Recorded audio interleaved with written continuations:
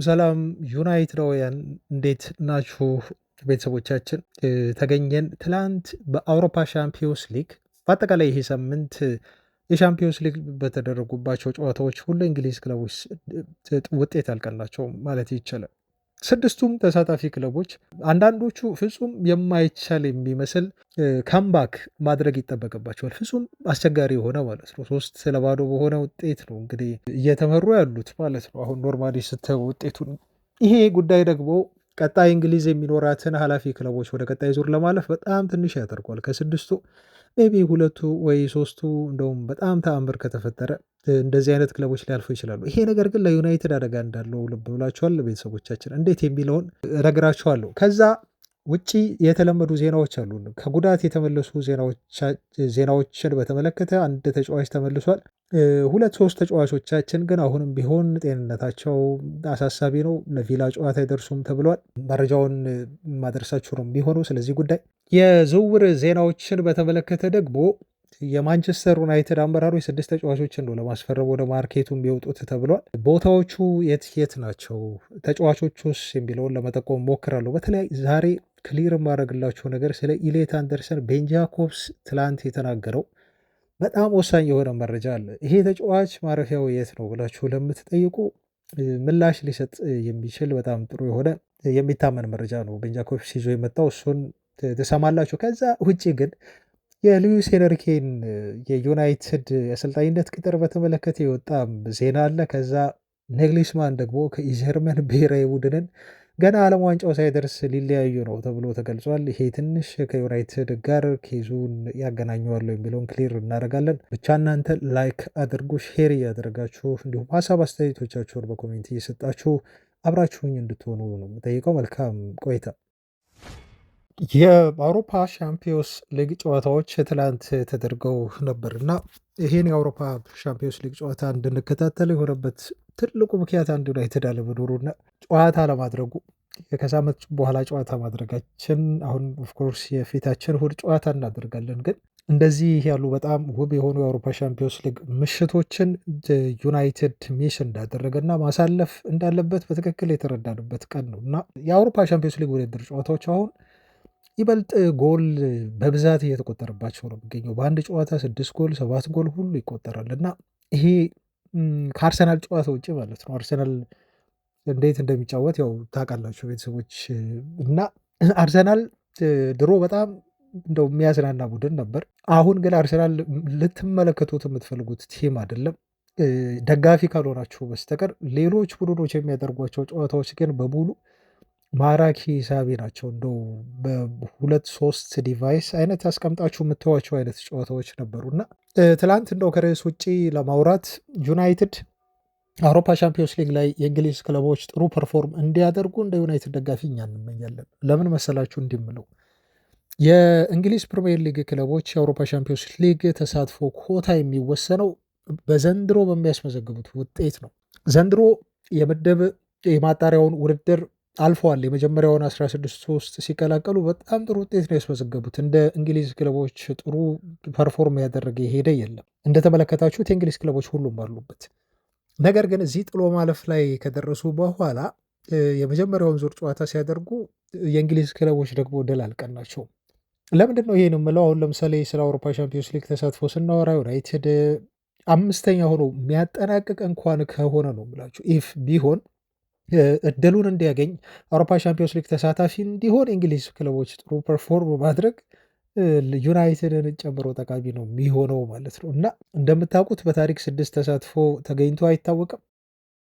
5 ተሳትፎ ግን ልክ እንደ አምናው ሊሆን የሚችልበት እድል በጣም ሰፊ ነው። ይሄ የሚሆነው ደግሞ የእንግሊዞቹ ክለቦች በአውሮፓ ሻምፒዮንስ ሊግ፣ በዩሮፓ ሊግ እና በኮንፈረንስ ሊግ ጥሩ ገፍተው ሲሄዱ ወይ ዋንጫ ሲያመጡ ነው። ፖይንቱ ተጠራቅሞ ተሰብስቦ ነው እንግዲህ ለሊጉ ነጥብ የሚሰጠው። ሊጉ ደግሞ ኮታው የሚወሰነው የሚደለደለው በዚህ መሰረት ነው ማለት ነው። እና ለዛ ነው የአውሮፓ ሻምፒዮንስ ሊግን በቅርበት የምንከታተለው እና የእንግሊዝ ክለቦች ጥሩ ውጤት እንዲያመጡ የምንፈልገው ዩናይትድ አውሮፓ ሻምፒዮንስ ሊግ እንዲመለስ ስለምንፈልግ ማለት ነው። ግን ሳምንቱ ጥሩ አይደለም። ይሄ 16ቱ ጥሎ ማለፍ ጨዋታ 16ቱ የመልስ ጨዋታ አለው ኦፍኮርስ እናውቃለን። ግን አንዳንዶቹ ውጤቶች ፍጹም የማይቀለበሱ ይመስላሉ፣ አስቸጋሪ ናቸው። ኦፍኮርስ ሊቨርፑል 1-0 ነው የተሸነፈው። ሊቀለብሰው ይችላል አንፊልድ ላይ ድል አለው በደንብ። አትሌቲኮ ማድሪድ 5-2 ቶተንሃምን ማሸነፍ ችሏል። እንደምታውቁት ይሄ ጨዋታ ግን ከባድ ነው ለቶተንሃም በተለይ አሁን ካሉበት ወቅታዊ ደካማ የሆነው አቋም አንጻር ቶተንሃሞች ቀልብሶ ማለፍ ወደ ቀጣይ ዙር በጣም ነው የሚከብዳቸው። ኒውካስል ዩናይትዶች በካምፕ ኑ እድል አላቸው ብዬ እኔ አላስብም። ግን በእግር ኳስ ብዙ ጊዜ ስፕሪት ጨዋታ ነው፣ ካራክተር ጌም ነው እግር ኳስ እና በዕለቱ በ90 ደቂቃ እንዴት አድርገህ ትፋለማለህ የሚለው አብዛኛውን ፓርቲ ይወስዳል በእግር ኳስ። ኦፍኮርስ ባርሴሎና ካምፕሩ ላይ በጣም አጥቅቶ ሊጫወት ይችላል፣ ግን ጨዋታውን ሊወስኑ የሚችሉ ሌሎች ብዙ ፋክተሮች አሉ፣ ካርዶች አሉ፣ ይሄ ቅጣት ምቶች አሉ፣ ብላብላ እነኚህ አይነት ነገሮች ጨዋታው ለባርሴሎና እንዲያደላ ነው የሚያደርጉት። ግን ኤኒዌይስ ምንም ነገር አናውቅም በዚህ ጨዋታ ላይ። ሪያል ማድሪድ 3-0 ሲቲን አሸንፏል። ሲቲ በጣም ጠባብ የሆነ እድል እንደው በመርፌ ቀዳዳ የማለፍ ያህል ሲቲ ያለው እድል እና ማንቸስተር ሲቲ በኢትሃድ ይሄን ጨዋታ ገልብጦ ለማለፍ እንደው ተአምር እንደው ይሄ ዲቫይን ኢንተርቬን የሚባል ነገር አለ። ከላይ ከፈጣሪ የሚመጣ ጣልቃ ገብነት ከሌለ በስተቀር እንደው መላእክቶች ሲቲን መጥተው ካረዱት በስተቀር ይሄ በፍጹም ቢሆን አይደለም። አይ ቲንክ ሌላ ቲም ቢሆን ኖሮ ሜቢ በሜዳቸው ሊገለብጡት ይችላሉ ብዬ እናገራለሁ። ወይ ደግሞ በጣም ጥሩ የደጋፊ አትሞስፌር ቢኖር በኢትሃድ በጣም የቀዘቀዘ አይደል እንደው ልክ እንደ አንፊልድ አይነት ድባብ ቢኖር ወይ ልክ እንደ ኦልትራፎርድ አይነት ጥሩ የሆነ የደጋፊ ድባብ ቢኖርና የሚያነሳሷቸው አይነት ነገር ቢሆን አሸንፈው ምናልባት ቀልብሰው ወይ ተጨማሪ ሰዓት ተሰጥቷቸው ሊያልፉ ይችላሉ ብዬ ይላሉ። ግን ደግሞ እዚህ ጋር ቲሙ ሪያል ማድሪድ ነው። ሪያል ማድሪድ ማንቸስተር ሲቲ 3 ጎሎችን እስኪያስቆጥር ድረስ ማድሪድ ወይ 2 ጎል አስቆጥሮ ሊሆን ይችላል እና ያቺ ኪለር የሆነችዋን ጎል ማድሪዶች ማግኘታቸው አይቀርም ሲቲን ተስፋ የሚያስቆርጡበት። ግን ስቲል አሁንም ቢሆን ይሄ ጨዋታ ኦፕን ነው፣ ክፍት ነው። አላቅም ሲቲ ወይ 4-1 ያሸንፍ ይሆናል። ግን ደግሞ አሸንፈው ሊወድቁ የሚችሉበት እድል ማንቸስተር ሲቲዎች በጣም ሰፊ ይመስለኛል ኢትሃድ ላይ እና ይሄ ጨዋታ ኦልሞስት 80% ለሪያል ማድሪድ ያደላ ነው የሆነው። ግን አላለቅም፣ ገና ነው ይሄ። በፔጄ 5-2 በሆነ ውጤት ቼልሲን አሸንፏል። ይህም ጨዋታ ለቼልሲ ዳገት ነው። ልክ እንደ ቅድሙ ሁሉ በጣም ከባድ የሆነ ፈተና ነው የሚገጥማቸው ቼልሲዎች ማለት ነው። ቼልሲ በፍጹም ይሄን ውጤት ቀልብሶ ወደ ቀጣይ ዙር የማለፍ እድል አለው ብዬ በግሌ አላስብም። ፔጄዎች ጨዋታውን የገደሉት ይመስለኛል። በተለይ በመጨረሻዋ በባከነች ሰዓት የተቆጠረችው የክራቫት ስኬሊያ ጎል፣ 5ኛዋ ጎል ሁሉንም ነገር እዛ ጋር ያረጋገጠች ፔጄን ወደ ቀጣይ ዙር ያሳለፈች ነው የሚመስለኝ። ወሳኝ ጎል ነበረች። ባየር ሌቨርኩሰን እና አርሰናልም የሚያደርጉት ጨዋታ በኤሚሬትስ፣ ይሄ ጨዋታ ለአርሰናል አደጋ ያለው ሜቢ አሸንፎ ወደ ኤሚሬትስ ቢመጣ ኖሮ ተከላክሎም ቢሆናቻ ወጥቶ ሊያልፍ ይችላል ወደ ቀጣይ ዙር ትላላችሁ። ይሄ ግን ኦፕን ሬስ ነው። በቃ ኦልሞስት ጨዋታው እንደ አዲስ የሚጀምር ነው።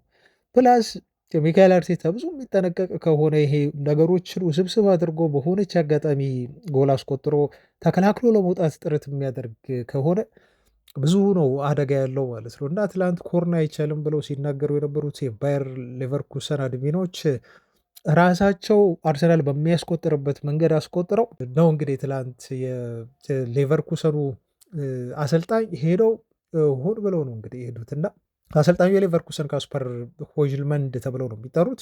በቀጥታ ወደ አርሰናል ሴት ፒስ ማናጀር ነው ሄዶ የጨበጠው ማለት ነው። ያን ጎል ካስቆጠሩ በኋላ ኒኮላስ ጆቬር ይባላል የአርሰናሉ ሴት ፒስ አሰልጣኝ ማለት ነው። በነገራችሁ ላይ ደሞዙ ላይ ሲፈራረም ሁሉ እኔ የሴት ፒስ ይህን ያህል ጎሎች እንዲያስቆጠሩ ካረኩኝ ቦነስ ጉርሻ አለኝ በሚል ሁሉ እንደተፈራረሙ ይሄ ሰውዬ መስማታችን ይታወቃል። ዜናም እና በጣም ተጠቃሚ ነው በነገራችሁ ላይ በአርሰናል ያ ሁሉ ሴት ፒስ ሲቆጠር እሱ ቦነሱን እያገኘ ነው ማለት ነው። እና ለማንኛውም የሌቨርኩሰኑ አሰልጣኝ ሄደው ነው የጨበጡት ሆን ብለው ማለት ነው። እየሳቀን የጨበጠው ሄዶ እና እሱም በሳቅ ነው የመለሰለት እና አርሰናል ራሱ በሚገልበት ጥይት ነው የተገደለው። ወይ እግር ኳስ ጨዋታቸው አያምርም፣ መድፈኞቹ ለተመልካች አዝናኝ አይደሉም እና በጣም ሁሌም ቢሆኑ ሪስክ ያለው ውጤትና ሪስክ ያለው አጫወት ነው የሚጫወቱት እና አርሰናል የቱ ጋር ሊወድቅ እንደሚችል አታውቁም። ለማንኛውም ግን እነኚህ እንግሊዝ ፕሪሚየር ሊግ ክለቦች ውስጥ ሊቨርፑል አይ ቲንክ ጥሎ የማለፍ የተሻለ እድል ያለው ይመስለኛል። ሌሎቹ ጨዋታዎች ግን ሜቢ ሊቨርፑል እና አርሰናል ሜቢ ይህም ጨዋታ ቀላል ነው እያልኩ አይደለም። ሌሎቹ ቡድኖች ግን ቀልብሶ ለማለፍ በተለይ ቶተንሃም ኒውካስልም ሜቢ ይሄም ይሻላል ትንሽ ከሌሎቹ ግን የኒውካስልም ከባድ ነው። እንዲሁም ማንቸስተር ሲቲ፣ ቼልሲም ኦልሞስት 4 ቡድኖች አትሊስት እንግዲህ እዚህ ላይ ካሉ 6 የእንግሊዝ ፕሪሚየር ሊግ ቡድኖች 4ቱ ቡድኖች ወደ ቀጣይ ዙር ለማለፍ በጣም ከባድ ፈተናና ተጋድሎ ነው የሚያስፈልጋቸው እና ትላንት እንደውም ስናወራ ነበር እንግሊዝ ፕሪሚየር ሊግ በጣም ሀያል እንደሆነ እና አውሮፓን እንዴት አድርጎ ዶሚኔት እያደረገ እንደሆነ ሊጉ ስንናገር ነበር እና እኔ የምሰጋው አሁንም ይሄን ነገር እንዳወራ የሆንኩት ኮታ እንዳይቀንስ ነው። እንግሊዝ ፕሪሚየር ሊግ ተሳታፊ ክለቦች የአውሮፓ ሻምፒዮንስ ሊግ ኮታ ከቀነሰ ዩናይትድ አደጋ ውስጥ ነው የሚወድቀው እና ቶፕ ፎር ግዴታ ማጠናቀቅ መቻል አለብን።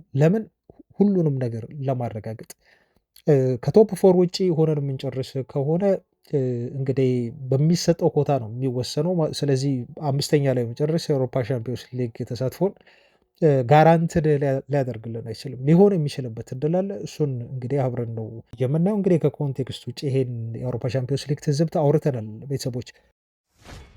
ወደ ዜናዎቻችን እንለፍና የአውሮፓ ሻምፒዮንስ ሊግ የትላንት ጨዋታዎችን እንግዲህ ከተመለከትን በኋላ በተለይ የፒኤስዤ እና የቼልሲን ጨዋታ ስለ አንድ ነገር ማሰባችን አይቀርም እና ሉዊስ ኤንሪኬን እኔ ከዚህ በፊት የሆነ መረጃ ሳደርሳችሁ ነበር ስለ አሰልጣኙ እና በሊግ ዋን እያመጣ ያለው ውጤት እያስመዘገበ ያለው ውጤት እና አውሮፓ ሻምፒዮንስ ሊግ ደግሞ እያስመዘገበ ያለው ውጤት አንድ አይደለም ፍጹም። ይሄን ትላንትም ማረጋገጥን ከዚህ በፊትም ተመልክተናል። ፒኤስዤ ሁለት አይነት መልክ ያለው ፒኤስዤ ነው። ሻምፒዮንስ ሊግ የምታዩት ፒኤስዤ እና በሊግ ዋን የምታዩት ፒኤስዤ አንድ አይደለም እና የሉዊስ ኤንሪኬ ወደ ማንቸስተር ዩናይትድን መምጣት በተመለከተ ትላንት ሜን የተባለው ጋዜጣ ይሄን ዜና ይዞ ወጣ። ከጨዋታው በፊት ነው ኦፍኮርስ ዜናውን ይዞ የወጣው እና ሜን ምን አለ መሰላችሁ? ሉዊስ ኤንሪኬ የተቀላጠፈ እንግሊዝኛ ይናገራል። እንግሊዝኛ ላይ ቋንቋውን ሲናገር ኤክሰለንት ነው ብሎ ነው የሚገልጸው እና በእንግሊዝ ፕሪሚየር ሊግ መስራት ይፈልጋል። አንድ ቀን እንግሊዝ ፕሪሚየር ሊግ መጥቶ እንደሚሰራ እርግጠኛ ነው። ሊጉን ይወደዋል። መጥቶ አንድ ትልቅ ክለብ ይዞ ለማሰልጠን ፈቃደኛ ነው። ግን አለ እዚህ ጋር አሁን ግን የምትሏን አስምሩባት ቢግ በት ትክክለኛ የሆነ ፕሮጀክት መሆን መቻል አለበት። ፕሮጀክቱ ካላሳመነው መቶ ሊያሰለጥን አይችልም። እንግሊዝም ምንም እንኳን መቶ የማሰልጠን ፍላጎት ቢኖረው የዩናይትድ ሰዎች በተደጋጋሚ አግኝተውታል ተብሏል። ትላንትም ዜናው ከታመኑ የዜና ምንጮች የተገኘ እንዲሁ ባይሆንም ግን እንዳገኙት በፓሪስ አሁንም በድጋሚ እየተገለጸ ነው የሚገኘው። አሁን ትልቁ ጥያቄ የሚሆነው ታዲያ ዩናይትድ እሱ የሚያቀርባቸውን መስፈርቶች ክራይቴሪያዎችን በሉት ማሟላት ይችላሉ። እሱ የራሱ ስታንዳርድ አለው፣ የራሱ የሆነ ፕሮጀክት አለው። እሱ በዝውውር የሚደገፍበትን መንገድ፣ ክለቡ የሚሄድበትን አካሄድ፣ በተለይ ክለቡ ባለቤቶች እሱን ለመደገፍ ያላቸው ቁርጠኝነትና በተለይ ከስልጣን ከውሳኔ ጋር በተያዘ ለሉዊስ ኤንሪኬ ሙሉ ኃላፊነቱን ለሱ ይሰጡታል። እግር ኳሳዊ ጉዳዮችን በተመለከተ የሚለው በጣም ወሳኝ ነው የሆነው። ክሎፕ ትዝ ካላችሁ ዩናይትድን ለማሰልጠን በተነጋገረበት ዩናይትድን ለሊቨርፑል በተፎካከሩበት ወቅት የክለቡ ፕሮጀክት አምቢሽን አላሳመነኝም ብሎ ነበር የተናገረው። ዩናይትድ ውድቅ ያደረገበት ትልቁ ምክንያት ክለቡ ያለው ያቀረበለት ስፖርቲንግ ፕሮጀክት ለየርገን ክሎፕ የሚሆኑ ስላልሆነ ነው። በቃ ሞዴሉ ዩናይትድ በራሱ ቢዝነስ ቲም ስለሆነ ማለት ነው። ሉዊስ ቫን ሃል ከዩናይትድ ከወጣ በኋላ እንደተናገረው እና እነኚህ የክለብ ባለቤቶች ክለቡ ትርፍ እንዲያገኝ እነሱም ቢሆን ከትርፎ ከስር እየወሰዱ እንደ ላም እያለቡ ክለቡን እነሱ ያላቸውን ሀብት ማደራጀት እና ሀብታቸውን መጨመር ነው የሚፈልጉት። በቅርቡ እንኳን ዜና ሰምተናል። ትላንት ከሰማችሁ የክለቡ ባለቤቶች የግሌዘር ቤተሰቦች ሀብታቸው ምን ያህል እየጨመረ እንደመጣ። ይሄ ሀብታቸው የሚጨምረው ዝም ብሎ አይደለም። ክለቡ ከሚያገኘው ዓመታዊ ገቢ የክለቡ ባለቤት ናቸው። ከስር ትርፉን ስለሚወስዱ ነው ቤተሰቦቻችን እና ሀብታቸው አሁንም ሊጨምር ይቻሉ። የትኛውም አሰልጣኝ ሲመጣ በተለይ ሉዊስ ኤንሪኬን የሚያህል ትልቅ እንትን ያለው ኢጎ ያለውና የራሱ የሆኑ ብዙ ህግጋቶች ያሉት እግር ኳሱ ላይ ብቻ አተኩሮ መስራት ለሚፈልግ አሰልጣኝ ለነሱ ተስማሚ ይሆናል አይሆንም የሚለው በጣም ከባድ ነገር ነው ማለት ነው እና ይሄ ነው የሚወስነው። እነ ራትክሊፍ እንዴት አድርገው አፕሮች ያደርጉታል፣ እሱስ ደግሞ በእነሱ አፕሮች ይስማማሉ። ትንሽ አይ ቲንክ አሁን እግር ኳስን በተመለከተ ያለው አረዳድ የተለየ ነው በራትክሊፍ ሰዎች፣ እሱ በዙሪያው በሰበሰባቸው ሰዎች መካከል እና ለሉዊስ ኤንሪኬ ድጋፍ የሚያደርጉለት ሊሆኑ ይችላሉ።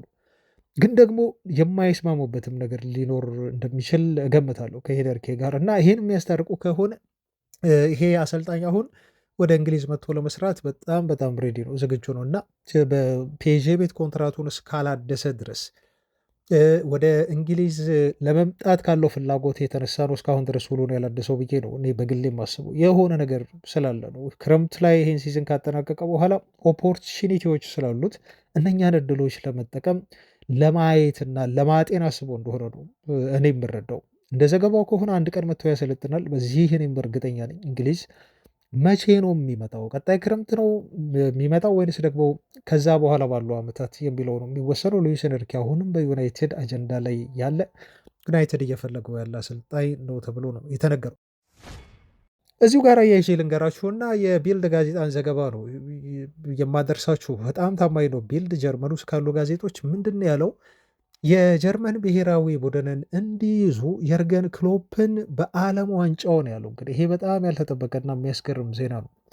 ዓለም ዋንጫው በጣም ተቃርቧል እንደምታውቁት እና በዚህ ሰዓት ጁሊያን ኔግልስማንን ከስራቸው በማሰናበት የርገን ክሎፕን ለመቅጠር ማሰብ የሆነ ችግር እንዳለ የሚያመላክት ጉዳይ ነው። አሁን ይህንን ከዩናይትድ ጋር ለማያያዝ ፈልጌ አይደለም። ምን እንደሆነ ችግሩ አላውቅም።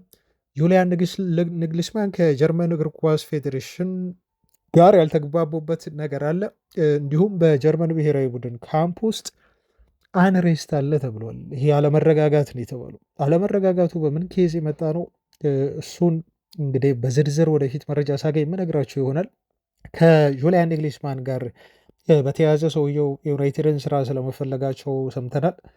ስለዚህ ምናልባት ድርድር እያደረገ ስለሆነ ገና ከወዲሁ የጀርመን እግር ኳስ ፌዴሬሽን ደስተኛ አይሆን አላውቅም። ሜይ ቢ እንደ አንድ ምክንያት ሊሆን ይችላል፣ ወይ ደግሞ ሌላ የጀርመን ብሔራዊ ጉዳይ የተመለከተ የተጫዋቾችን ወይ አስተዳደር ጉዳዮችን የተመለከተ ምክንያት ሊኖር ይችላል።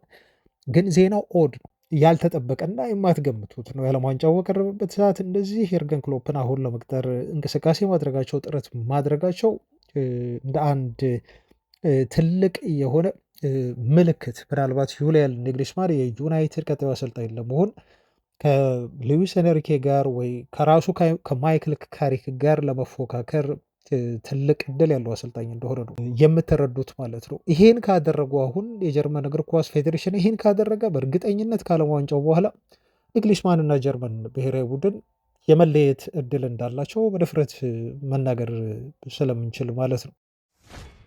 ወደ ቡድን ዜና እንለፍ። የዩናይትድ ቀጣይ ጨዋታ የሚደረገው የፊታችን እሁድ ነው። በዚህ ጨዋታ ዕለት ግን የማይመለሱ ተጫዋቾቻችን እንዳሉ የሚመለስም ተጫዋች እንዳለ ተገልጿል። የሚመለሰው ማዝራዊ ነው። ባለፈው መጠነኛ የሆነ ጉዳት ደርሶበት ነበር። ትላንት ግን ልምምድ መስራት ጀምሯል ናዝራዊ። ስለዚህ ለአስቶን ቪላ ጨዋታ ለሴሌክሽን አቫይለብል ነው ማለት ነው። የዚህ ልጅ መመረስ ዩናይትድን ይጠቅማል ብዬ እኔ በግሌ ያስባለሁ። ግን ትልቁ ጉዳይና የሚያሳስበን ማርቲኔዝ አይኖርም። ስለዚህ የሃሪ ማጉዌር አይ ቲንክ ጤነኛ ነው፣ ፊት የሚሆን ይመስለኛል። ለአስቶን ቪላው ጨዋታ ይደርሳል። ምናልባት የማይክል ካሪክን ጋዜጣዊ መግለጫ መጠበቅ ይኖርብናል። ትልቁ ነገር ግን የማቲያስ ዴሊክት አለመኖር ነው። ማቲያስ ዴሊክት አሁን ከ100 ቀናት በላይ አልፎታል። ኦልሞስት ከ3 ወር በላይ ማለት ነው። ወደ 4ኛ ወር እየሄደ ነው። በጣም ምርጥ ጥሩ ፎርም ላይ በነበረበት ወቅት ነው የተጎዳው እና ይሄ ልጅ መጎዳቱ ዩናይትድን እንደ ቲም እንደጎዳው አስባለሁ። ከሱ በላይ ደግሞ አሁን ማርቲኔዝ ተመልሶ በቃ ቲሙን አነቃቃው እና ይሄ አግሬሽኑን ይዞት መጣ ብለን ስናስብ ደግሞ ማርቲኔዝም ይኸው ጉዳት ደረሰበትና ተጫዋቹ አሁን እንደማይሰለፍ በአስቶን ቪላው ጨዋታ ላይ ተረጋግጧል ማለት ነው። እንግዲህ የተለየ ነገር ካልተፈጠረ በስተቀር አንድ ያለን ጥሩ ቦል ፕሌይንግ ሴንተር ባክ ነው። በጣም ታፍ የሆነ ልጅ ነው። በጣም ታጋይ ነው እና ለቡድኑ የሚሰጠውን ይሄ ያለመሸነፍ መንፈስና ታጋይነት ነው ከማርቲኔዝ ጋር አብረን የምናጣው ማለት ነው። ይሄ ስሩ ቦሉን ብቻ አይደለም የምናጣው እና አፕሪል 2023 ላይ ተጫዋቹ የራይት ፉት ጉዳት ደረሰበት። ይሄ ተጫዋች ከሲቪያ ጋር በተደረገው ጨዋታ ነው እንዲሁ ጉዳት የደረሰበት። ከዛ ለ78 ቀናት ነው ተጫዋቹ ከጨዋታ ውጪ የሆነው። ይህም ማለት እንግዲህ ከ12 እስከ 14 ጨዋታዎች ተጫዋቹ አምልጦታል ማለት ነው። ገና በመጀመሪያው የማንቸስተር ዩናይትድ ሲዝኑ ነው እንግዲህ ይሄ ጨዋታ ቁጥር ያመለጠው ሴፕቴምበር 2023። በዛው ዓመት ላይ ደግሞ ተጫዋቹ ተመሳሳይ የሆነ ጉዳት አስተናገደ ማለት ነው። እና ይሄ ከባድ የሆነ ጉዳት ሲያስተናግድ ሰርጀሪ ያስፈልጎት ነበር። ስለዚህ ለ106 ቀናት ነው ጨዋታዎችን ሚስ ያደረገው። ወደ 22 እና 26 ያህል ጨዋታዎች የሚጠጉ ተጫዋቹ አምልጦታል። ስለዚህ የ2023/24 ሲዝንን ጥቂት ጨዋታዎችን ብቻ ነው ማለት ነው መሳተፍ ወይም መሰለፍ የቻሉ። ፌብርዋሪ 2024 ላይ የኤምሲኤል ጉዳት ደረሰበት ከዌስትሃም ዩናይትድ ጋር ባደረግነው ጨዋታ ማለት ነው። ማርቲኔዝ በዚህ ጉዳት ምክንያት ለ55 ቀናት ያህል ከቡድኑ ተገለለ። ይሄም 9 ጨዋታ እንዳያደርግ አድርጎታል። በዚህ አላበቃም። አፕሪል 2024 ላይ ተጫዋቹ ተመሳሳይ ጉዳት ደርሶበት ለ30 ቀናት ተገለለ ከቡድኑ። እንዲሁም 6 ጨዋታዎች ያህል አመለጡት ማለት ነው። እና ፌብርዋሪ 2025 ላይ ደግሞ ተጫዋቹ ከክሪስታል ፓላስ ጋር ስንጫወት ነው ከባድ ጉዳት አስተናገደ። ከዛ ሰርጀሪ ያስፈለገው ለ292 ቀናት ወይንም ደግሞ ኦልሞስት ለዓመት በሉት ለ10 ወራት ያህል ተጫዋቹ ዩናይትድን አላገለገለም። በዚህ ምክንያት 35 ጨዋታዎች አመለጡት። ኦልሞስት አንድ ሲዝን ሙሉ ጨዋታ ነው ያመለጠው እና ማርቲኔዝ አሁን ኖቬምበር 2025 ላይ የተመለሰ በቃ ቡድኑን እንደው ቅርጹን አገኘ። ይሄን ተጫዋች ሚስ አድርጎት ነበር ብለን እንዲሁ ተናግረን ሳናበቃ ነው እንግዲህ ተመልሶ ደግሞ ኖቬምበር 2024 ላይ በእርግጥ ጉዳቱ መጠነኛ ነው የተባለው ይሄ የጀርባ ጉዳት ነው፣ ከጉልበት ጋር የሚያያዝ አይደለም እና ተጫዋቹ ቢያንስ አንድ ጨዋታ እንዲሁ ሚስ እንደሚያደርግ ተነገረ። ከዛ ፌብርዋሪ 2026 ደግሞ ተመሳሳይ ይሄ ካፍ ኢንጁሪ የሚባሉ አለ፣ እሱን ፒክ አደረገ ማለት ነው እና በመጀመሪያ ከ1 እስከ 2 ሳምንት ነው ይርቃል ተብሎ ሲገለጽ የነበረው። ተመሳሳይ ጊዜ ደግሞ አሁን ተሻሻለ ማለት ነው እና ሪከቨሪ እያደረገ ነው ተብሎ ቢነገርም የሪከቨሪ ዴቱ ተራዘመና ተጫዋቹ 3 ጨዋታዎችን ሚስ አደረገ ማለት ነው ያለፉትን። አሁንም የአስቶን ቪላን ጨዋታ ሚስ ያደርጋል እና ይሄ አጠቃላይ ተጫዋቹ በዩናይትድ ቤት ከፈረመ በኋላ ከአያክስ ከመጣ በኋላ ዩናይትድ ምን ያህል በዚህ ተጫዋች ጉዳት እየተጎዳ እንደሆነ እና እውነትም ሴንተር ባክ እንደሚያስፈልገው ማንቸስተር ዩናይትድ ግዴታ አንድ ሴንተር ባክ ማስፈረም እንዳለበት ነው የምንረዳው ማለት ነው። በተለይ ተከላካዮቹ ሎክሾውን ጨምሮ አሁን ተጎድቷል እንደምታውቁት። ማሌሲያ ነው፣ ጤነኛም ቢሆን ቡድኑን የሚጠቅም አይደለም። ማዝራዊም ቢሆን አሁን የተመለሰው ነገ ተነገ ወዲያ ደግሞ ሊጎዳ ይችላል እና የዩናይትድ ዲፌንስ እውነት ለመናገር ከሄቨን እና ሄቨን እና ዮሮም ትንሽ ጤነኛ የሆኑት በዚህ ዓመት ነው እንጂ አምና ጉዳት ሲደርስባቸው ነበር እና የዩናይትድ ዲፌንስ ቤተሰቦች መዱ ልክ እንደ ሚድፊልዱ ለውጥ የሚያስፈልገው ኤሪያ ነው። ለዛ ነው ቀጣይ ዜና የሚያተኩረው የተከላካይ ዝውውር ላይ የሆነ ዝውውር ዜናዎቻችን ነው የምናልፈው።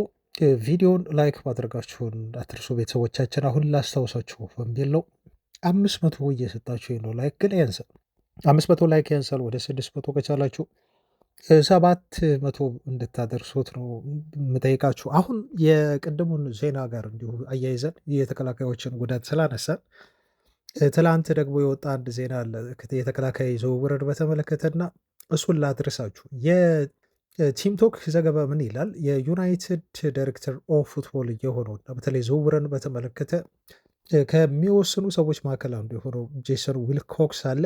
ዊልኮክስ 6 ተጫዋቾችን ለማስፈረም ነው ለዩናይትድ ሰመር ላይ ቅድ የያዘው ተብለዋል። አንዱ ዲፌንሲቭ ሚልፊልድ ነው። ከዛ ሴንትራል ተጫዋች ወይም ሴንትራል ሚልፊልድ ይፈልጋል ዩናይትድ። 2 የአማካይ ክፍል ተጫዋቾች ማለት ነው። ሌፍት ዊንገር ይፈልጋል። ስለዚህም ዜና አለ።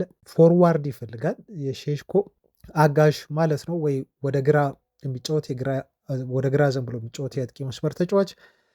ከዛ ሌፍት ባክ ዩናይትድ እንዲሁ ይፈልጋል ተብሏል። ሌፍት ዊንገር፣ ፎርዋርድ ይላል። ፎርዋርድ አይ ቲንክ ነምበር 9 ማለት ነው፣ የ9 ቁጥር ተጫዋች ማለት ነው።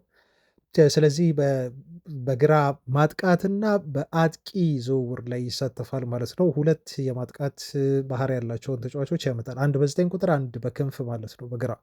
ሌላኛው የግራ ተከላካይ ነው። ግራ ተከላካይ ኖርማሊ ግራ ተመላለሽ ተከላካይ አይደለም፣ አሁን አቦሪም ስለሌለ ማለት ነው። ሌፍት ባክ ይፈልጋል። ከዛ ውጭ ሴንተር ባክ ዩናይትድ ያስፈልገዋል ነው ያለው ዜናው። እና ይሄ የቲምቶክ ዜና ነው እንግዲህ ዩናይትድ በዚህ መልኩ ነው 6 ተጫዋቾችን ለማስፈረም ቀጣይ ክረምቱን እየተዘጋጀ ተጫዋቾችን በደንብ አይደንቲፋይ ያደረገ በጥንቃቄ። አሁን የዩናይትድ ዳታ ዲፓርትመንት እንደነገርኳችሁ እንደ ሌሎች ክለቦች አይደለም። አውሮፓ ውስጥ ካሉ ጥቂት ክለቦች በዳታቤዝ መሰረት ያደረገ ልዩ የሆነ ዘመናዊ የሆኑ ሶፍትዌር የሚጠቀም እና ምናልባት እንደተባለው ከሆነ ከዓለማችን ትላልቅ የስፖርት ተቋማት እግር ኳስ ብቻ አይደለም 4 ወይ 5 ከሚሆኑት ዩናይትድ አንዱ ነው። ዳታን መሰረት ያደረገ ውሳኔ ነው። ኢቨን አሰልጣኝ ሁሉ ሲቀጥሩ አሁን ይሄ ዳታ ዲፓርትመንታቸው ያግዛቸዋል ተብሎ ነው እየተገለጸ ያለው። በተለያየ መልኩ ነው ዳታውን የሚያወጡት። አሰልጣኝ ለመቅጠር ጥረት ሲያደርጉ እንዲሁም ተጫዋች ለማስፈረም ጥረት ሲያደርጉ ብዙ ነገሮችን አይተው ነው እንጂ ዝም ብለው ስካውት ሄደው በአካል ስለተከታተሉ አንድን ተጫዋች እና ጥሩ ስለተጫወተ ያስፈርሙታል ማለት አይደለም። ዳታውም ሰፖርት ማድረግ አለበት። ደግሞ በሺዎች የሚቆጠር የተጫዋቾች ዳታ ዩናይትድ አሁን አዲስ በቀጠረው በዳታው ዲፓርትመንት ኃላፊ እና በኮምፒውተር እውቁ ሰው ምክንያት እነኛን መሰረት አድርጎ ውሳኔ ይወስናል ነው የተባለው።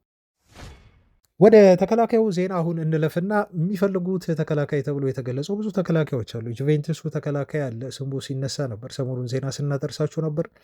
እዛው እንግሊዝ ፕሪሚየር ሊግ እናተኩር ካሉ ደግሞ ፎረስት ተከላካይ መስመር ተጫዋች አለ። ይሄ ሙሪሎ ተብሎ የሚጠራ ልጅ ምናልባት በዩናይትድ ቤት ቀዳሚ ተፈላጊው ተከላካይ ሳይሆን አይቀርም ተብሎ እየተገለጸ ነው ያለው። ከቶተንሃምም አለ የሚፈልጉት ተከላካይ ቫንደቪን የሚባል ነግሬያቸዋለሁ። አንዳንዶች ሮሜሮም እያሉ እንዲሁ ያወራሉ፣ ፔድሮ ፖሮም እያሉ ያወራሉ። የዩናይትድ ቀዳሚ የሆነ የተከላካይ መስመር የዝውውር ኢላማ ይሄ ልጅ ነው የሚመስለው። ብዙ የሚታመኑ የዜና ምንጮች እያወሩት እንዳለው ከሆነ ማለት ነው። እና ብራዚላዊ ነው።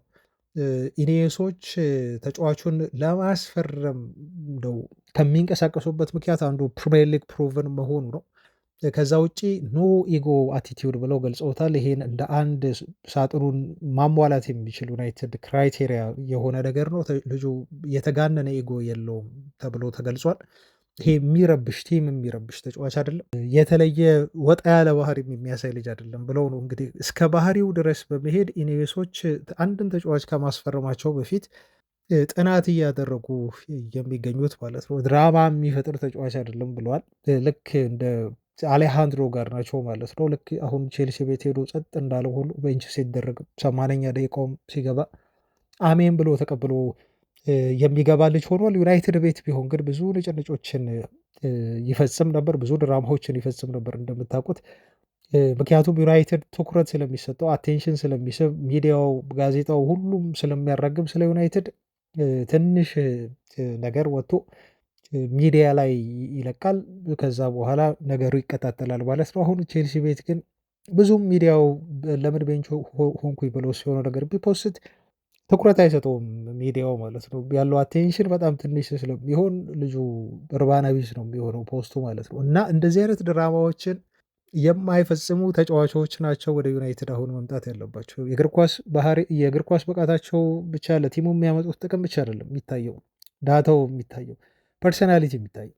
ልምምድ ላይ አርፍዶ ይመጣል አይመጣም፣ ይሄ ተጫዋች እንዴት ነው፣ መጠጥ ቤት ይሄዳል አይሄድም፣ እነኚህ ሁሉ ነገሮች በማህበራዊ ሚዲያ አጠቃቀሙ ልጁ እንዴት ነው የሚለውን ካዩ ቼክ ካደረጉ በኋላ ነው ማለት ነው ሲያምሩበት ለዝውውር የሚንቀሳቀሱት። እና ለዛም ነው ይሄ ልጅ ሁሉንም የዩናይትድ መስፈርቶች ያሟላል ተብሎ በዩናይትድ የተከላካይ መስመር ቦታ ላይ የተያዘው። ግን ሊቨርፑል፣ ቼልሲ፣ ሪያል ማድሪድ በጣም ትልልቅ የአውሮፓ ግዙፍ ክለቦች ሁሉ ሳይቀር ነው።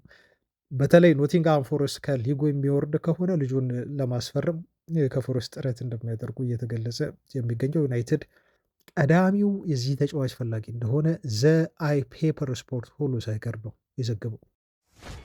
ሌላው ከተከላካይ መስመር የዩናይትድ የዝውውር ፍላጎት ጋር በተያዘ የሉዊስ ሆል ስም በተደጋጋሚ አሁን እየተነሳ ነው ያለው። ትላንት እንዳጋጣሚ ሆኖ ስለ አውሮፓ ቻምፒዮንስ ሊግ ስናወራ የሉክ ሾውን ሁኔታ ያነሳል። ኮንትራቱ ሊጠናቀቅ መቃረብ እና ተጫዋቹ አሁን ጉዳቱ እንደጀመረውም ስንገልጽ ነበር እና ሉዊስ ሆል የዩናይትድን የረዥም ጊዜ የግራ ተከላካይ መስመር መምራት የሚችል ተጫዋች ነው ብለን ስናወራ ነበር። ስሙም ስለተያዘ ከዩናይትድ ጋር ተጫዋቹ ተጠየቀ በዚህ ጉዳይ ላይ እና ማርክ ጎልብሪጅ ነበር እንደው ይሄን ልጅ አስፈርሙት እና የሉክ ሾው ተተኪ አድርጎት ሲል ጥሪ አቅርቦ የነበረው እና ብዙ መገናኛ ብዙሃን ይሄንን የማርክ ጎልብሪጅ አነጋገር ይዘው ተቀባብለውታል። ከዛ ሉዊስ ሆል ጋር ደረሰ ማለት ነው። በጥያቄ መልክ ቀረበለት። ማርክ ጎልብሪጅ ከሉክ ሾው ጋር እንዳነጻጸረው እና የዩናይትድ ደጋፊዎች ወደ ክለባቸው እንዲመጣ ይፈልጉሃል እንድትመጣ እና በዚህ ጉዳይ ላይ ምን ትላለህ ተብሎ ሲጠየቅ አንዳንድ የዩናይትድ ደጋፊዎች ሉክ ሾውን እንደማስታውሳቸው ይነግሩኛል አለ። ይሄን በመስማቴ እኔ ደግሞ በጣም ደስተኛ ነኝ ሲል ነው የተናገረው ሉዊስ ሆል። ምናልባት እንግዲህ ለሉክ ሾው መደወል ሳይኖርብኝ አይቀርም እና እንዴት እንደሚጫወት ተጫዋቹ ማማከር ሳይኖርብኝ አይቀርም ሲል ነው የሚናገረው። ስለዚህ ምናልባት የእሱን ቦታ ወደፊት ልወስድ እችላለሁ የሚል አይነት ሀሳብ ነው ማለት ነው የሰጠው እና ወደ ዩናይትድ መጥቶ የእሱን ሊተካ እንደሚችል ሉክ ሾውም ሊያግዘው በደንብ ሊረዳው እንደሚችል ነው ማለት ነው ልጁ በቀልድ መልክ እንደዚህ የተናገረው እና ምናልባት ነው ያለው እሱ እንደውም ቃል በቃል ምናልባት ለሉክ ሾው ደውዬ ሁሉ መቼ ሪታየር እንደሚያደርግ ልጠይቀው እችላለሁ ብሏል እና ምክንያቱም የእሱን ቦታ መውሰድ ስለምፈልግ በሚል ነው ማለት ነው በቀልድ መልክ ተናግሮ እንዲሁ የጋዜጠኞቹን ያሳቀው እና ይሄ ልጅ አሁን ወደ ማንቸስተር ዩናይትድ የመምጣት እድል ቢኖረው እና ቢሰጠው ልጁ ሊፈርም የሚችል ተጫዋች ነው ማለት ነው እና ስሙ መያያዙ ክረምት ላይ አይቀርም። ዩናይትድም ሊያስፈርም ካቀዳቸው 6 ቦታዎች መካከል አንዱ እሱ የሚጫወትበት ቦታ እንደሆነ ቅድም ነግረናቸዋል። ሉክ ሾው 2014 ላይ ነው በነገራችሁ ላይ ለዩናይትድ የፈረመው 12 ዓመት ሆኖ አይገርም ቤተሰቦች 18 ዓመቱ እያለ ነበር ለዩናይትድ እንዲሁ የፈረመው እና የፒኤፍኤ ቲም ኦፍ ዘ ይር ውስጥ መካተት ችሏል። በጣም አስደናቂ የሆነ ታዳጊ ተጫዋች በሚልም በወቅቱ ሲሞካሽ የነበረ ልጅ ነው። ሉዊስ ሆል በበኩሉ 2026 ላይ በ21 ዓመቱ የእንግሊዝ በሌፍት ባክ ቦታ ላይ በጣም ሞስት ኤክሳይቲንግ ተብሎ ይሄ ልጅ መሸለም የቻለ ነው። ትልቅ ተስፋ ያለው ተጫዋች ነው እንግዲህ በተከላካይ መስመር ላይ ማለት ነው እና ዩናይትድ አሁን ሉክ ሾውን ለመተካት ትክክለኛውን ልጅ ያገኘ ይመስላል። ትልቁ ጥያቄ ኒውካስል ዩናይትዶች ምን ያህል ይጠይቃሉ? ያማልን ማቆም የቻለው ተጫዋች ወደ ማንቸስተር ዩናይትድ በቀጣይ ክረምት ላይ እንዲመጣ ኒውካስል ዩናይትዶች በቀላሉ ይለቁታሉ የልጁን የሚለው ነው ትልቁ ጥያቄ የሚሆነው። ግን ፍላጎቱ አለ፣ ልጁም ጋር ኢንተረስት እንዳለ አነጋገሩ እንዲሁ ያስታውቃል። የሚሆነውን እንግዲህ አብረን የምናየው ነው የሚሆነው በዚህ ተጫዋች ዩናይትድ ዝውውር ላይ። በመጨረሻም ስለ አንድ ተጫዋች ዜና ልንገራችሁ። ሰሞኑን እንደው ሳወራበት ነበር በዚህ ጉዳይ ላይ እኔ ጥርጣሬ ያለኝ ይሄ ልጅ ዩናይትድን ስለመምረጡ እርግጠኛ አይደለሁም እና ይህን ተጫዋች በተመለከተ ብዙ ተስፋ እንዲሁ አታድርጉ፣ ብንታገስ ይሻላል፣ ስለዚህ ተጫዋች ጥንቃቄ እናድርግ የሚል ተመሳሳይ አይነት ነገሮችን ስነግራችሁ ነበር። ስለማን እያወራሁ እንደሆነ ሜይ ቢ አሁን ፍንጭ ልታገኙ ትችላላችሁ። ስለ ኢሌት አንደርሰን ነው ማወራው። ትላንትና ቤን ጃኮብስ ወጣና ደግሞ ይበልጥ ነገሩን ክሊር ያደረገ እንደው ለእኔም ጥርጣሬ ምላሽ የሚሆናችሁን መረጃ ተናግሯል እና ቤን ጃኮብስ ስለዚህ ተጫዋች ቀጣይ ማረፊያ ክለብን በተመለከተና ወቅታዊ ስላለው የተጫዋች ውሳቤ ነው ያደረሰን የዝውውሩ ጉዳይ በተመለከተና እሱን ነው ምነግራችሁ። ምን አለ ዜናው ላይ ማንቸስተር ዩናይትድ እና ማንቸስተር ሲቲ በጣም ጠንካራ የሆነ ፍላጎት አላቸው ኢሌት አንደርሰን ላይ ብሏል። እንደሱ አነጋገር ከሆነ አንገት ለአንገት ተያይዘዋል ይሄ ልጅ ለማስፈረም። ዩናይትድ ውል ዎክ አዌይ ሲል ነው የተናገረው። ምንድን ነው ብሎ ያለው? መጀመሪያ ዩናይትዶች አምና ልክ ሲከተሉ እንደነበረው የዝውውር ስትራቴጂ መጀመሪያ ልጁ አፕሩቭ ካላደረጋቸው ወደ እነሱ መምጣት እንደሚፈልግ ይሄ ግሪን ላይቱን ካልሰጣቸው ዩናይትዶች ዎክ አዌይ ያደርጋሉ፣ ከዝውውሩ ራሳቸውን ቀደም ብለው ያገላሉ ነው የሚሉ። ስለዚህ እንደ ቤን ጃኮብስ ገለጻ ከሆነ ዩናይትድ ስቲል ፊል ኢን ዘ ሬስ ማለት ነው፣ ፉክክር ውስጥ እንዳሉበት ነው ዩናይትዶች ስቲል የሚያስቡት እና የሚሰማቸው። የልጁን ፈርስት አፕሩቫል የማያገኙ ከሆነ በዝውውሩ ላይ ፈርዘር ለመግፋት ጥረት አያደርጉም ነው የሱ ፖይንት። እና ቤን ጃኮብስ ሲያብራራው ምን ይላል መሰላችሁ? ከክለቡ የውስጥ ምንጮች ባገኘሁት መረጃ መሰረት የዩናይትድ አመራሮች ኢሌት አንደርሰንን ለማስፈረም በሚደረገው ፉክክር ላይ እንዳልተሸነፉ ነው የሚያምኑት ብሏል። እንዳልተሸነፉ ያምናሉ ብሏል። ስለዚህ ኢሌት አንደርሰን በቀጥታ ወደ ማንቸስተር ሲቲ ሊሄድ ነው እና በዚህ ጉዳይ ላይ እርግጠኛ ነን ብለው የዩናይትድ አመራሮች እርግጠኛ የሆነ መረጃ አልያዙም እና በሲቲ እንደተሸነፉም ዝውውሩን በሲቲ እንደተቀሙም ሰዎቹ እያመኑ አይደለም ብሎ ነው እሱ የሚናገረው ማለት ነው። የዩናይትድ ሰዎች ተጫዋቹ እስካሁን ድረስ ማረፊያው የት እንደሆነ እንዳልወሰነ ነው የሚያውቁት። የት እንደሆነ እስካሁን ድረስ ተጫዋቹ አልወሰነም። ስለዚህ እኛም ጋር የመምጣት እድል አለው ብለው ነው የሚያስቡት። ገና ኦፕን ሬስ የሆነ ፉክክር ላይ እንደሆኑ ነው የሚያስቡት ብሏል። እና የተጫዋቹ ውሳኔ ደግሞ በፋይናንስ ጉዳይ ላይ እንደማያተኩር ለዩናይትድ ሰዎች ልጁ አሳውቋቸዋል። ይሄን አውቀዋል ብሏል። ወደ ሲቲ የሚሄድም ከሆነ በፋይናንስ ምክንያት አይደለም። ወደ ዩናይትድም እንግዲህ የማይመጣው በፋይናንስ ምክንያት አይደለም ማለት ነው። ፋይናንስ ማተር አያደርግም ለሱ ቀጣይ ውሳኔ። ይሄ አንድ ትልቁ ፖዘቲቭ ተስፋ የሆነ ነገር ይመስለኛል ለዩናይትድ አመራሮች። ሲቀጥል ደግሞ ምን አለ መረዳት አለ ሲቲ ምናልባት ከዩናይትድ የተሻለ ገንዘብ ለተጫዋቹ ሊያቀርብለት እንደሚችል የዩናይትድ ሰዎች ያውቃሉ አለ። ነገር ግን ዩናይትድ የእሱን ኮንትራት በፎረስት ሲያገኝ የነበረውን ደሞዝ በአግባቡ እና በበቂ ሁኔታ በደንብ ሊያሻሽሉለት እንደሚችሉ ደግሞ ዩናይትዶች ልጁ ያውቃል እና ምናልባት እንደ ሲቲ ወይ 300,000 ፓውንድ ወይ 250,000 ፓውንድ ባይሰጡትም ግን ፎረስት ከሚያገኘው 3 እጥፍ ደሞዝ ሊሰጡት እንደሚችሉ ለተጫዋቹ ዩናይትዶች እርግጠኛ ናቸው። ይህም ማለት ያው የእግር ኳስ ህይወቱን ብቻ ሳይሆን የተጫዋቹንም ኢኮኖሚ ጉዳይ ዩናይትዶች እንደ ሲቲ ባይሆንም ሊመልሱለት ይችላሉ ማለት ነው። ለምሳሌ 150,000 ወይ እስከ 180,000 ወይ ደግሞ ሜይ ቢ እስከ ሻምፒዮንስ ሊግ ስለምንሳተፍ እስከ 200,000 ፓውንድ ደሞዝ ዩናይትዶች ሊያቀርቡለት ይችላሉ። ኦፍኮርስ ሲቲ እስከ 300-350 ሊሄዱ ይችላሉ ከፈለጉት ልጁን በጣም እና በዚህ ምክንያት ነው ልጁ አልወሰንም፣ እስካሁን አላሳወቃቸውም ለዩናይትዶች። የሚወጡ ተባራሪ የሆኑ መረጃዎች አሉ። እኔም እንደው እንደጠረጥረው ያደረጉኝ ነገሮች ማለት ነው። ልጁ እስካሁን ድረስ ወደ ዩናይትድ መምጣት ነው ፈልገው ብሎ ዲሳይድ አለማድረጉና ወደ ዩናይትድ እንዳደላ የሚያሳይ መረጃ አላገኘሁም። እስካሁን ድረስ ወደ ሲቲ እንዳደላ ነው ዜናዎች እየወጡ ያሉት እና ሜቢ ልጁ ይሄ የዝምታ ሳይኮ እየተጫወተ ሊሆን ይችላል። ምክንያቱም ወይ ሲቲ መግባቱን እርግጠኛ እስካልሆነ ድረስ ዩናይትድን አልፈልግም ሊል አይችልም፣ ወይ ደግሞ ዩናይትድ መግባቱን እርግጠኛ እስካልሆነ ድረስ ሲቲን ደግሞ አልፈልግም ሊል አይችልም። ስለዚህ ልጁ እንግዲህ ሁለቱንም ቲሞች ይዞ እየሄደ ነው። ማረፊያው ግን ማንቸስተር ከተማ መሆኑ የሚቀር አይመስልም። ቤን ጃኮብስ ትላንት የተናገረው ነገር ግን ለሁላችንም የዩናይትድ ደጋፊዎች መልካም ዜና ነው።